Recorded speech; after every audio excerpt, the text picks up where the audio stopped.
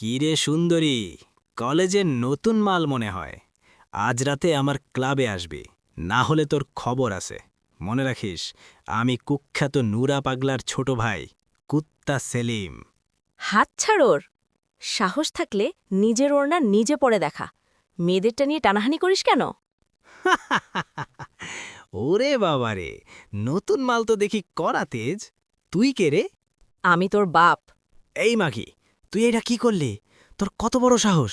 চল, আজ তোরেই নিয়ে যাবো ক্লাবে। নরসিংদীর মাটিতে পা রাখলে নিয়ম আমার চলে, আর এই কলেজে শুধু পড়াশোনা চলে।